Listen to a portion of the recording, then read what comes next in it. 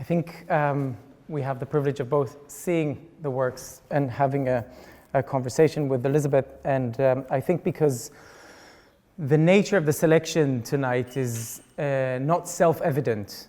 The first work is a work that, when we discussed the program, Elizabeth mentioned that hasn't been in London for a long time.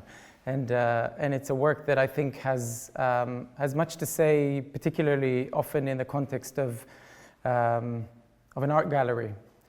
And the new works, which we didn't know how they're going to play out on the screen initially, in my view, the bigger fear was not whether they're going to play well on a bigger screen or not, was rather whether they are going to, how are they going to be understood? How does one read a footnote without the body of the work being present or reading the book? And I imagine some of you have seen Slow Dance, the project from which this group of works emerged. But I think once we saw Stiletto, we had a feeling that there's actually something quite wondrous and wonderful about trying to abstract a book and looking at its footnotes, or trying to think about these fragments independently with all the complications that they bring with them as such, whether it means that not all the context is suddenly available, or some of it becomes a lot more important for different reasons. But before I kind of dive with questions into the works and the nature of your practice, I was hoping that you will say a few words to kind of tell us about how these two different projects emerged in both contexts. So the first work in 2007 was made in the context of the Stanley Picker Fellowship at Kingston University, and I was awarded that fellowship to pursue a different project, but when I took the fellowship up, I asked who Stanley Picker was, and I was advised that he had set up a trust, and also as part of this trust, there was preserved his collection of 20th century British art and the modernist house that he had built to hold and present that art in. And I immediately wanted to see it. I mean, I think to some degree a lot of my films start off with identifying perhaps the legacy of a patriarchal figure and figuring out, in a sense, what relationship I might have to that. So my accepting of the fellowship, I felt, necessitated me understanding a bit more about Stanley Picker. And I went to the house and I immediately decided that I would defer the project that I had planned to make on the fellowship and make a work about that house. And one of the things that made that decision for me was not particularly the house itself or its extraordinary collection of art, or indeed the fact that it wasn't inhabited and held this strange space between being a domestic residence and a museum, neither fully and nothing entirely in between. It had this kind of liminal state. But because the house was funded through Stanley Picker's commercial interest as an industrialist who made makeup which I had purchased and worn as an adolescent growing up in Luton. And so it was the kind of psychic shock of my relationship with this house which determined my desire to make that film. And the second body of works were commissioned by Art Angel, but I was working with Art Angel towards presenting an earlier commission that they'd made to me, a work called The Teachers, which was part of a trilogy called Slow Dance, and it was going to be presented in the May of 2020. But then, of course, the pandemic broke out, and James Lingwood asked me to make something that might be I could create and could be shared online in the hope that we could present the work at some point in the future in conjunction with that. But if that wasn't going to happen, as you know, nobody really knew what was going to happen at that time. That could be experienced online, that could be distributed and shared that way. And so I made these series of works which were intended in a way to pull out single threads from that work, which is it's 3 works, slow dance, and each work is multi-screen, and it's, I always think of that work as being constructed like lace, being really kind of loads of complicated strands of my own kind of inquiries, my interest in different things, kind of coordinated together into that piece. And I suppose with Footnotes I decided, I'll just pull kind of one of the threads out and develop that as a kind of single, quite punchy kind of inquiry. But also it was the pandemic, so it wasn't possible to produce things in the normal way. So I kind of salvaged stuff in my studio that was, animations made for other projects, sounds developed, recorded for other things. So I slightly repurposed things and also constructed a sort of paper carboniferous swamp within my studio, which was a kind of the main thing that I made, which appears in, or the assembly of it is what happens during the course of Cole. And yes, each of these works in a way pulls out a different strand, but it was made to be seen on screen, and they were made in kind of almost in the opposite spirit to slow dance, in a very impromptu kind of ad hoc way, using things to hand. So, for example, in Cole, where I want to convey the idea of the carboniferous swamp being compressed under geological sediments of huge pressure, I just got the fattest books in my studio and slammed them down on the copy stand as the nearest thing to hand. And so they're kind of made in a really different way, and were initially made to be shown on the small screen. But having the opportunity to project them here, which I was a little bit nervous about the first time, I enjoyed seeing them projected. So I'm going to ask a few questions, and then if people have questions or want to think about questions, we'll give a bit of time for that as well. But I want to start with, it's funny, we just said that it's 2 bodies of work that had never been connected really, or never thought of together. And one of the things that comes across, and kind of I couldn't hold myself thinking while watching, was how interestingly the role of the narrator clashes between these 2 films, and the role of voice. And I've, watching this in advance, kind of made myself a list of thinking, there's titles, and these titles sometimes have subtitles. There are speaking voices, there are singing voices, there's a keyboard clicking, there's actually multiple different types of keyboards clicking. There's pen writings and digital pens writings. The writing comes on the screen in different ways. There is kind of there's obviously the whole visual input.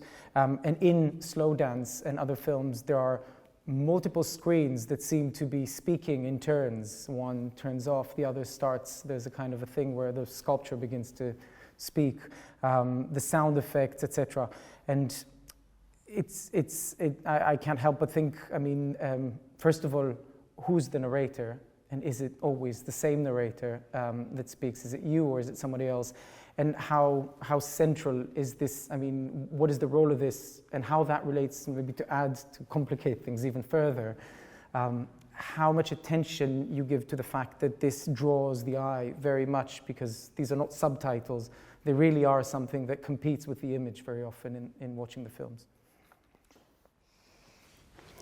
Well, I think The House of Mr. X is a good example of it, because when I started making work in video, I was actually drawing from different archival texts. And so these were the scripts for the films and the narrations from the films all around that time, up until about 2015, were all kind of cut up from different archival sources. And for the House of Mr. X, there were 3 different archival sources. There were the kind of architectural plans for the house and the material specifications for it. There was the curatorial inventory of the art and design works, and there was the point of sale literature related to the makeup. And so they were the 3 different sources that I combined to compose that text, that narration. And I guess one of the things that I'm always kind of aware of is that, or at least I'm very conscious of it, and I don't know whether other people are as conscious of it, is that in a way when I present those texts on screen, I read them and I hear them with my internal reading voice, the voice which you use to read silently, but in a sense which performs the text to you. I don't speak them. I mean, that's in a sense that's what I feel I'm making when I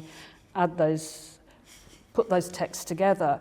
And so I guess in House of Mr. X and other films made around that same time, like User Group Disco or The Woolworths Choir of 1979, I feel I'm drawing on different archival voices and presenting them largely kind of graphically, but hearing the voices of those different archival sources and constituting them as a kind of dramatic chorus.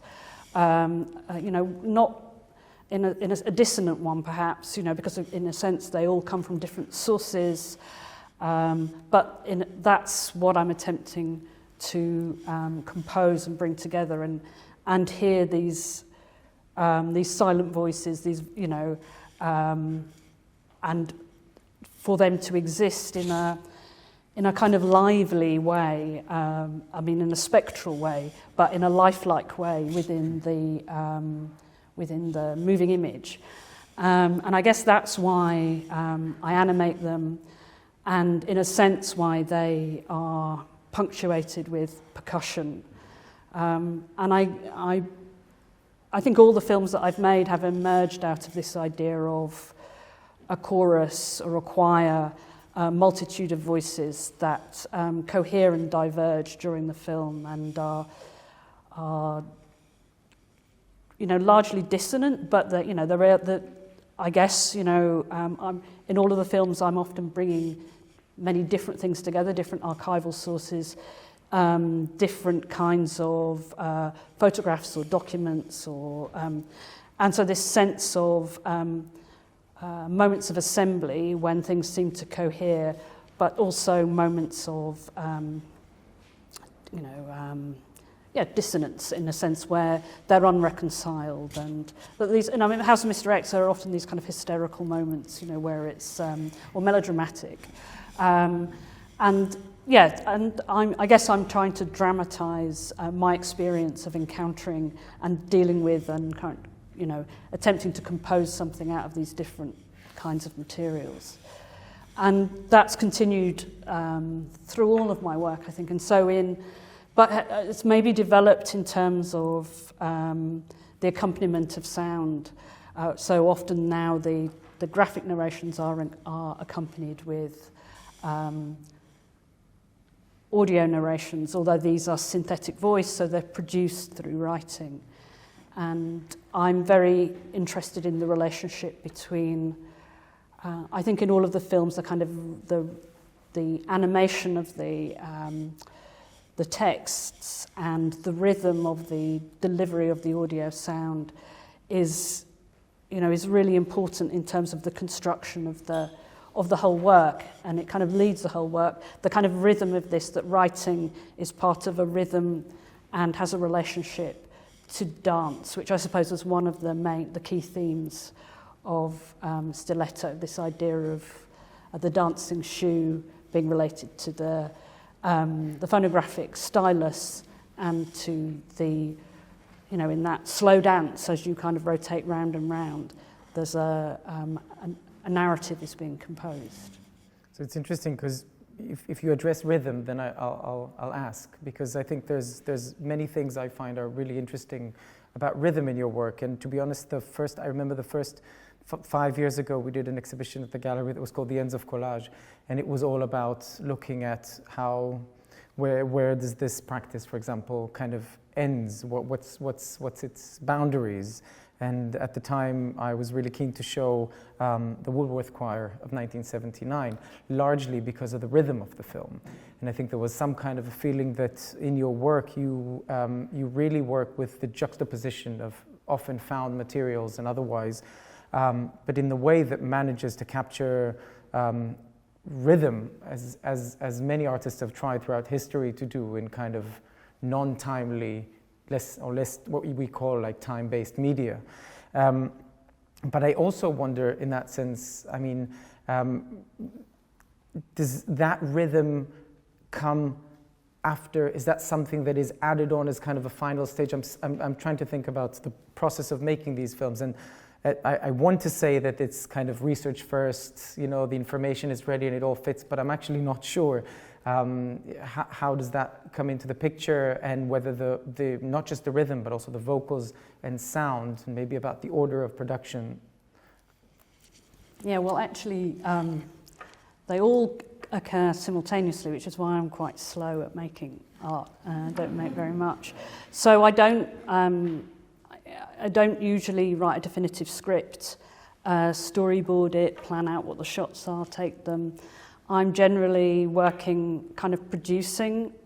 You know, if I'm using the camera to record things, I produce many, like loads and loads of material, and that is, I mean, research. You know, the idea of inquiring about something or finding out about it, that doesn't really precede production.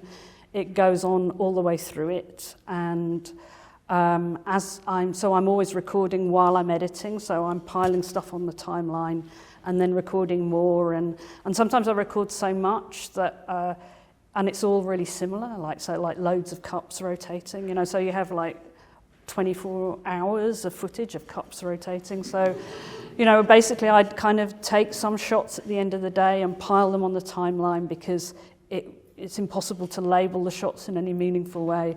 So, you know, it's a process which is continually kind of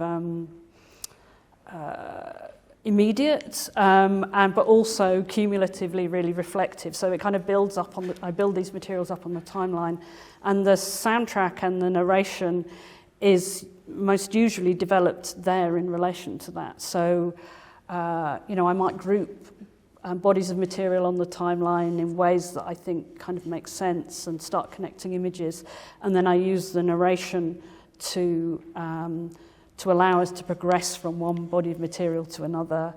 And in order for me to understand the relationship between them, I don't really think, aha, this is what the content of this work is. I will now, attempt to manifest that to others. You know, the process of understanding what it is that I think I understand about the materials occurs through the process of composing it on the timeline. And I usually kind of develop the sound in video editing software. Different sound objects are placed on the timeline in order to punctuate it. And I mean, because often I'll want to use a phrase in a deadpan way, but I'll kind of want to undermine it, so then I might use a bit of percussion to stop it or to cut away from it.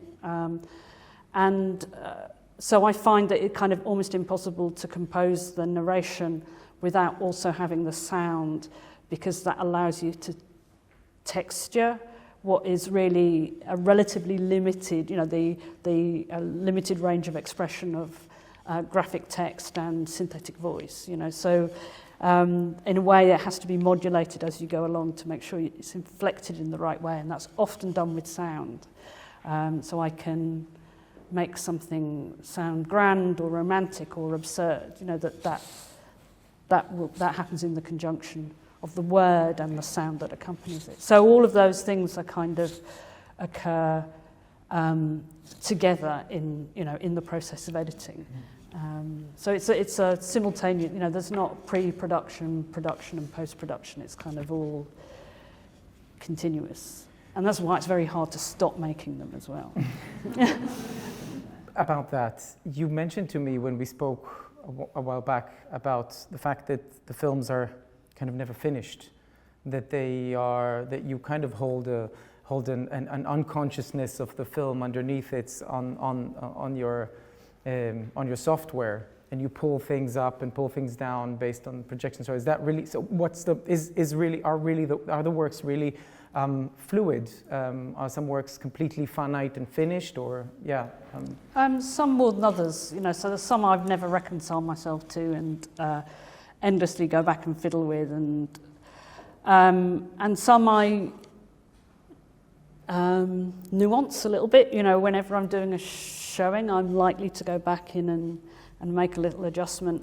But I mean, basically, because I gather all these materials on the timeline and I don't organise before things go on the timeline, I end up with clips banked on top of each other. So I end up with timelines that are 80 so there are 80 layers of material, I mean, not all the way through, but at certain points, So there's all these other images that I've decided not to use below the image that I've decided to use. And I don't clean them off the timeline anymore, because in a way it's my record of thinking about the work. And indeed, I've become really preoccupied with this idea about the relationship between the mass of material that I've generated or that exists in the archive that I'm working on and the very concise surface that exists in my edit. And so it feels very important to me that all these things are there. But yes, depending on subsequent reflection or whatever, a mood, I will often go and tweak them. But this happens to some films. This happens continuously, and they never settle. There are a few. I won't tell you which ones. And there are others, in a sense, where they've reached a kind of clarity, and I may nuance them. But I do think that the whole body of material and the invisible stuff, all of that is the work. And so it isn't just the visible edit is the kind of, it's a kind of manifestation of the work. And so in a sense that's the basis on which I alter them. I'm going to ask one more question, and then I'll open if there will be questions, and if not, I have plenty. But that is about, that is about something I've been poking for a couple of times when we spoke before, and that's your relationship to research and your relationships to inquiry. I noticed how earlier you've almost said the word research and you pulled back and said inquiry. And I have been, one of the most amazing things about this output is that it kind of manages to occupy a territory that is often hard to pin down between what one would often call or easily identify within a specific kind of academic discipline of research, and one that is often defined in the territory of art. And your work seems to be exactly enjoying that kind of, also deals with, in some cases, with histories that are related to scholarship and refer to them even by the titling of a body of work as footnotes. And I'd be very happy to hear about how you feel about that and how you feel about the positioning of your work, and whether you consider this to be, for example, the single output of your inquiry. What the films, yeah, the videos. Well, I suppose, they're called footnotes, and I chose that as a title because it designates a subordinate category, I think, at the bottom of the page, and also because it relates to the foot. And I was interested in the idea of these dancing feet, which are, it's a CG animation, those dancing feet, which is my dance, and some 80s, 1986 shoes that I possess but have never worn. So that they're kind of assembled as a CG animation. So they're kind of my moves, but it's not my legs, it's a CG model. So I chose this category as, in a sense, the idea of a subordinate place, a place underneath or a place below. And that was in part, because of my own interests, but also was a kind of satirical nod to the position of art in the context of research. So, I mean, I don't really think that, the reason I declined to say the word research is, that now it has this capital R, it's been institutionalized by academia, and actually, it's just curiosity, it's just finding out about things, and I'm not sure it's very interesting to designate those activities as the property normally of other disciplines within academia. These are things that artists do and have always done. And the fact that artists can now pursue degrees at doctoral level, I don't think means that they need to adopt the manners of other disciplines, arts, and, I think, so I don't really recognise, or, at least in my academic career, I'm not particularly interested in designating certain kinds of activities that artists do as being ones that can be recognised by academic research. Yeah.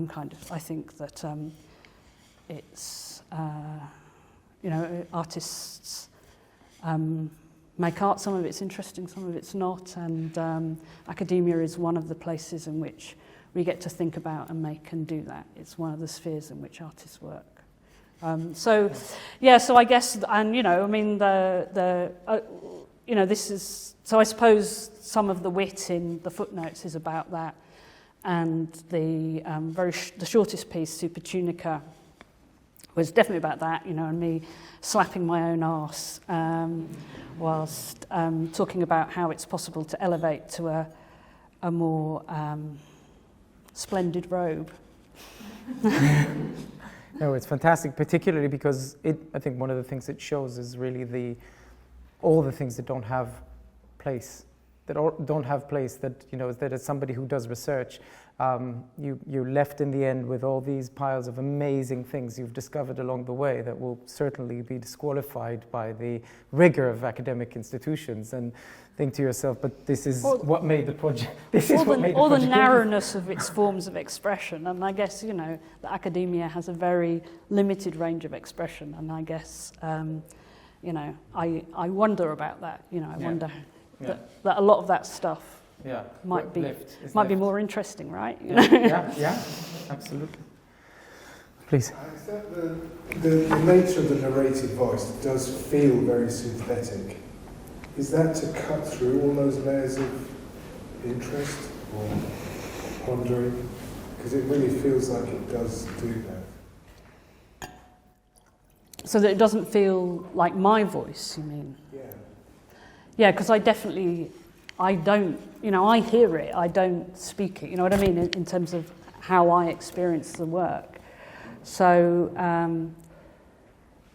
I guess in the text, I try to perform what it feels like to me to hear the voices as I read them. I don't know if that makes sense, but and they're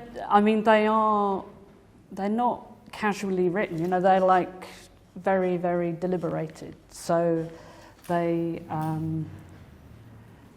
are rather honed. So I guess they're not natural, They have no strange focus. I have a question in relation to finitude and the compulsive almost hoarding that you have in terms of materials. How do you apprehend a strict deadline, whether it's a commission, a rendering date, or an exhibition? Is it for you horrendous enforcement on your freedom, or is it more like a great relief to have to cut through lots of things and create some kind of mini death on your creative path? I experienced them as pretty horrendous. But I try and keep decisions alive within the work so that things don't get, in a sense, that idea of there not being pre-production, production, post-production, but the soundtrack being contingent on the script, which is contingent on the image, which is contingent on the soundtrack, which is, all of these things depending on each other and not really being fully resolved. And I do want to end up somewhere concise. I don't think there's any point sharing all of the things that you're confused about. You know, in a way, I do try and arrive at some point of clarity in this. So as traumatic as the deadlines are, they kind of give a shape to the overall activity. I think the films that I feel happiest about are strangely the ones in which I am happiest with the name of the film. And so I think that maybe sometimes the timetable of the deadline aligns with me coming to a point of clarity and being able to name it. And then it feels less traumatic. And those are the films that I don't shuffle too much. You know. I noticed that the whole work was actually structured like a text, with chapters of the review of the house, and then the footnotes, which were very elegantly put with etymological tracing of things. So I was wondering, to what extent was this sort of shaping of your work on in the framework of a text with chapters and footnotes? How much was that a design? How much was that an outcome of what you did? Well, I'm going to have to disagree a little bit, because the House of Mr. X was very deliberately organised like a pop song, which I suppose is a kind of text. So verse, middle eight, interval, denouement. So I definitely thought about the construction. But I guess that they're kind of related.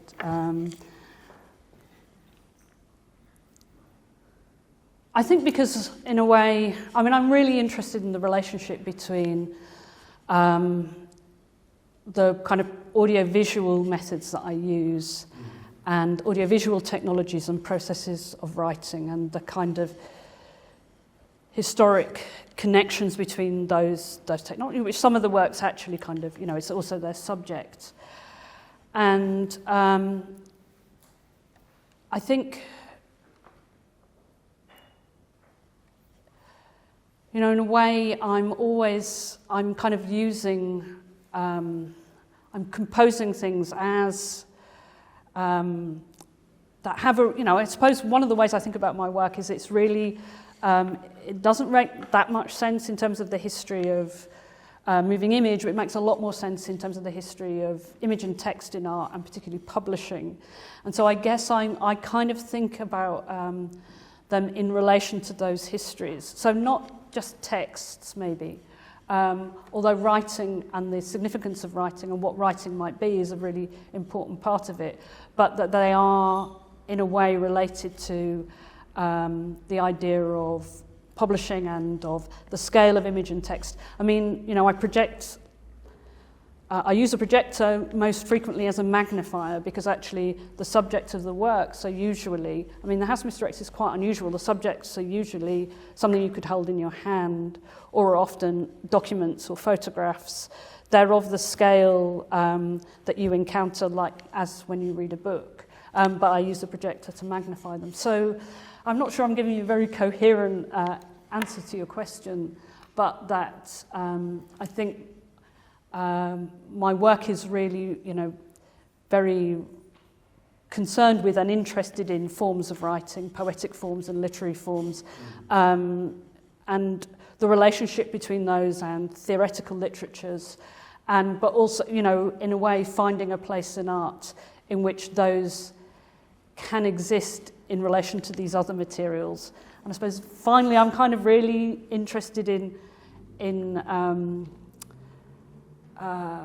a kind of heterogeneity anyway, you know, so like something that's something like pop music, that's something like literature, that's something like cinema, that's something like a book. You know, in a way, I try to find, you know, I situate myself in art because that's where you can invent forms, but that art is not the only history that I'm interested in.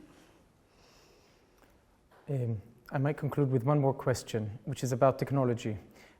Because I think there is, this was very visible when we did our last screening and we had Sarah Swinner's film, Red Film from 2008, and your film following, where I felt that, you know, Sarah's work was entirely immersed in this world of appropriating imagery from the digital realm and working within that fluency of, you know, Instagram and feeds, and it has a completely different speed to it. And it was always to me interesting to think how you juxtapose your interest in histories. And often, it's funny, I was looking at some articles recently and noticed how often the term mining comes in respect to your work as a kind of process of either an etymological study of a word that goes backwards or mining of a history.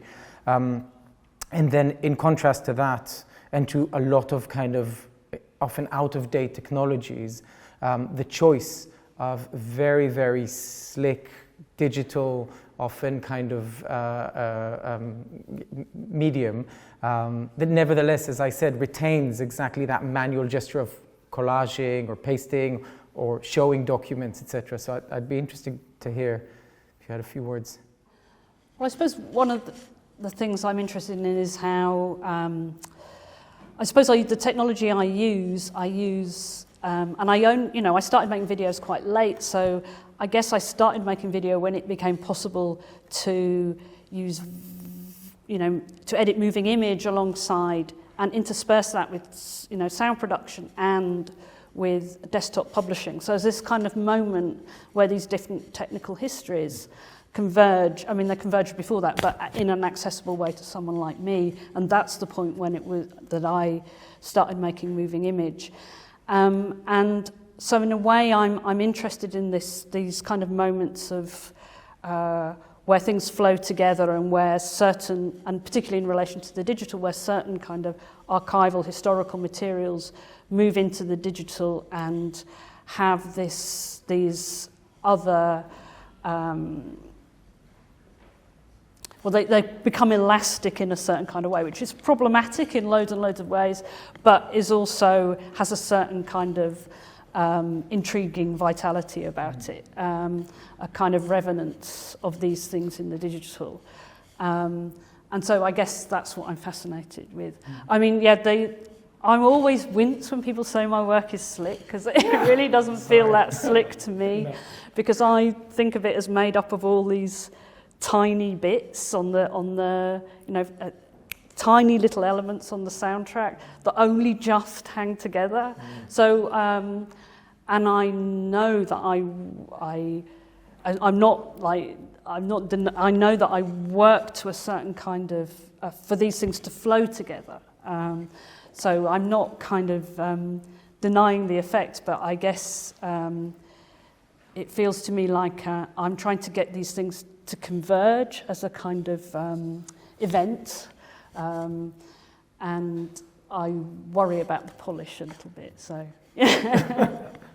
it's only in the best possible way. I really can't thank you enough, and I want to say that I hope this is the first, or not the first anymore, but of many more collaborations and opportunities to show your work and hear. And I want to thank everybody for coming and for listening and for being part of this. Yes, good evening. Thank you. There's still one more round.